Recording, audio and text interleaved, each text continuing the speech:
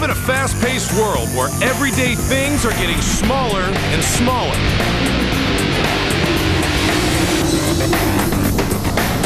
But it's still the really big things that power our world, keep us moving forward in a really big way. Coming up on Really Big Things, dinosaurs disappeared 65 million years ago, but now they're back. In the incredible live show, Walking with Dinosaurs. They're built to actual size that they believe to have been when they lived and when they walked on Earth. Thanks to animatronics and puppeteers, they move and make noise just as if they were alive. You got the veins going through the stomach and everything. This is totally real. Let's hope they're not hungry. Then, permission to come aboard. When the United States Marine Corps needs to go somewhere, they get there on amphibious assault vessels like the Tarawa.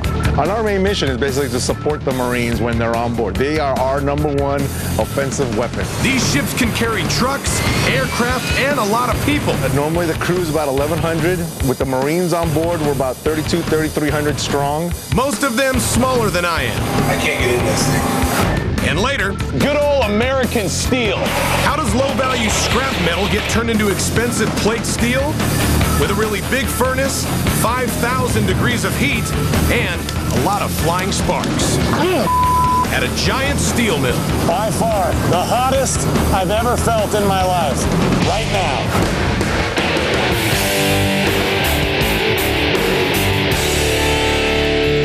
For more than 200 million years, dinosaurs ruled the earth.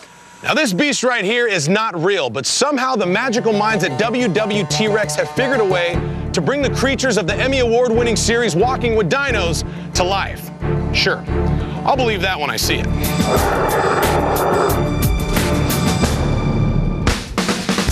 Right across the Hudson River from New York City, in the Continental Airlines Arena, dinosaurs once again rule the earth. Gigantic, life-size, prehistoric monsters star in this one-of-a-kind live show, the likes of which have never been seen before.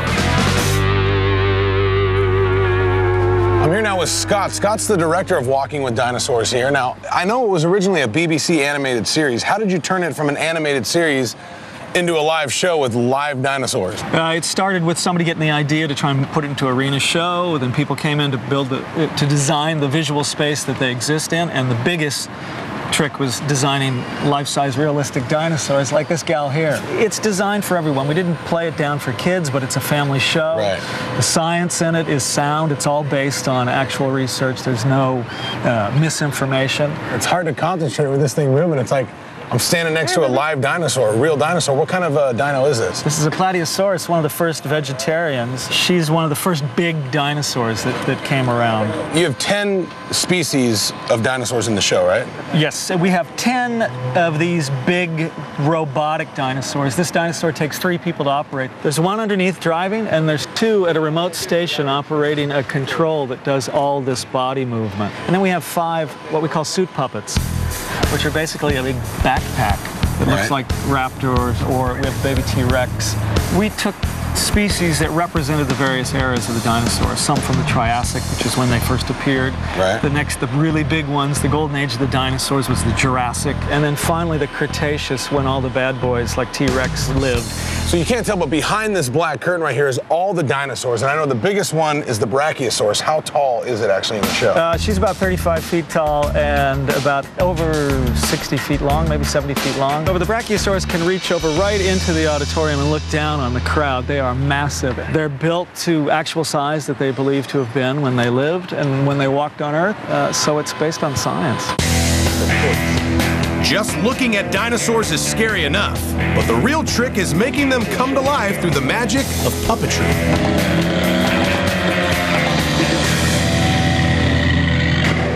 I'm here now with Matt McCoy. Matt McCoy is the grand poobah of puppetry. How is this a puppet? Well, I mean, technically a puppet is anything that you're performing through a medium of the object. So in this case, it's a $1 million robot that we're operating through to puppeteer. You've got a 1.5 ton dinosaur here that's being supported by this support pole. We have a walk cycle which can make sure that even if everything is turned off, as the dinosaur is walking around, it still looks organic and natural. Look how real it looks. You can see, if I could step over here, I mean, you got the veins going through the stomach and everything. This is totally real. And then there's padding underneath, right? Yeah. You've got a series of hydraulic rams that are powering it, but then you've got a thing called muscle bags. So like right here? Underneath here. And the whole point of that is that as the puppet's moving around, the muscle bags are moving around because they're attached to the chassis of the T-Rex.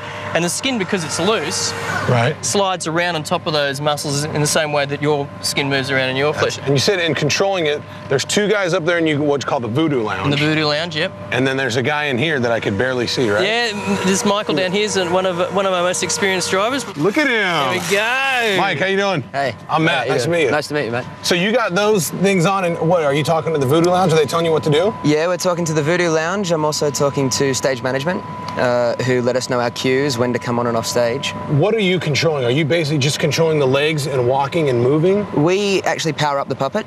Okay.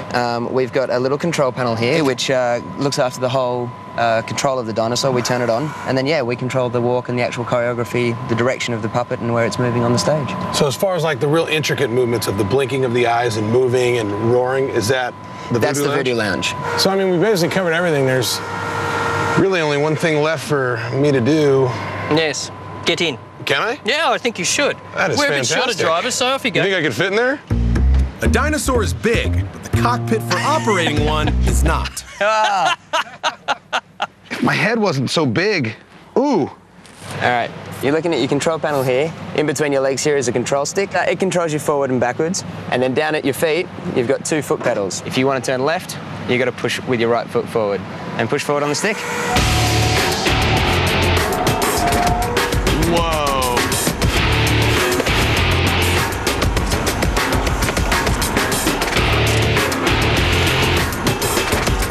And stop it there. Can I move it backwards? Yeah. Yeah! All right, now just hold it there, Matt. Thanks, brother. Glad we got you in it.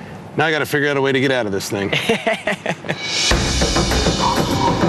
After my introduction with the robotic dinos, it was time to get a closer look at the ones that come to life thanks to human power, the Raptors.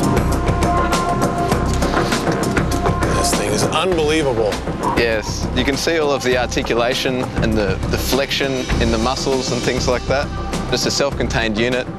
It weighs about 90 pounds. It's all supported by the hips and shoulders of the performer. So again, here with Harley. Harley's the lead suit performer, and this is the Utah Raptor. The other ones are controlled in the Voodoo Lounge and with the driver inside, but you could actually see his legs down here. It's all human controlled, right? Yeah, that's correct. It's all a self-contained unit. We do all of our operation of our eye blink, our mouth, all the movement through the tail is passive. Because he's controlling, he's controlling the eye blink. Can you blink your eyes and open your mouth? Look at that. So he's controlling all that from in there? Like, what is it? Is like a joystick? Yeah, well, they've got traditional rod puppetry elements inside. So again, you have to be really muscular to perform as one of these Yeah, guys. absolutely. Super fit to perform in these suits. A lot of leg strength. Personality or not, it was time to show the Raptors some of my ninja moves. Come down, up, attack. Watch your back. I hate it when Raptors kick my butt. As it gets closer to showtime, all the robotic dinos go through a full series of technical tests with the guys up in the Voodoo Lounge. This is the Voodoo Lounge? Yes, and there's a couple of guys that do it. I'm Matt, nice to meet you. Brian. Brian. And Graham. Hey. Brian and Graham, nice to meet you guys. So you were the ones who help the driver control the dinos, right? Yeah, between the 3 of us, we all operate.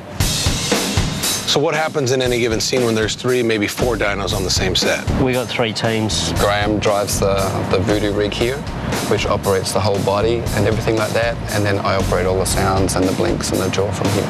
And these are all the set sounds that we've got here, which is operated by the keyboard. What I do now is this little switch here on my Voodoo rig. We can start up. So what I've got here is that's head up and down, head left and right. And then further down towards the end here, that becomes the neck. That is awesome. And then what I've got here is this does the body up and down. I can tilt the body. I can twist the body left and right. And then what are you controlling, Brian? I've got the big jaw here that goes open and shut like that. Yeah. So you can do the big... Can I try it? Oh, go right ahead, yeah. This is so fun. So just hit the button. Put it yeah. And then you can do a little one like that. That is great. Can I try to move them around a little bit? Keep it under control the whole time and just be gentle and don't jerk it all around. Because it's actually quite sensitive. So what's the signature move? What do you guys do? Is that when he comes I'd say up? it'd be that roar, that first one when he comes out, yeah. So So usually, I mean, the thing about it is for it to do a really big, strong roar and down like that. Okay. You imagine. Here we go. 3, 2, 1, go. Yeah, that's it. Is that it? Want to get some walking? Mikey, do you want to just do some walking around for us? Maybe come down stage left and... So as this thing's walking like this, I mean, you guys want to, let's say we're turning over here, you want to scream at these people in the front, right? Yeah, yeah. With 3, 2, 1. This is awesome. This is a big, fun remote control, man. You guys got a fantastic job. Let me shake your hands. Thank you. Thank you. Thanks for coming. You always got to hold that thing, huh? Ryan, Graham, thanks a lot, guys. Thanks, man. All right. See you. Once the lights, special effects, and creatures have been checked out, it's time for what's called a tech rehearsal, a complete run-through of the show, but without an audience. When the tech rehearsal is over, it's not too long until showtime. House lights out. This is Kate. Kate's the stage manager for Walking with Dinos. We're about to start Act 2 right now. She hooked me up with a headset so all of us could hear everything at the same time. Huxley. Go. What's Huxley? He's our paleontologist. I've just cued him onto the stage. There he goes. LX222. Go. Something strange occurred while we were away. 30 million years slipped by and... So right now I'm backstage and you can see the Stegosaurus is about ready to go out there right now. There's actually a live show going on right now. All the creatures are here behind me. This is Ashley. Ashley, you're in charge of all the creatures on tour, right? I certainly am. I'm head of creature department on tour. This is the T-Rex, right? Certainly is. Certainly is, sir. So when does this go out in the show? This will go out last. It's like the finale of the show. What are these things made of? It's well, they're all made individually. It's all like foam and rubber, latex, and plastic, and some. Right now, there's actually a show going on. Certainly what part of the show is going on right now? At the moment, Allosaur is just about to go out onto the stage and chase Stegosaur around, and then Stegosaur will be coming back, and at that point, we'll be doing a lot of backstage choreography, trying to park things while getting other things out.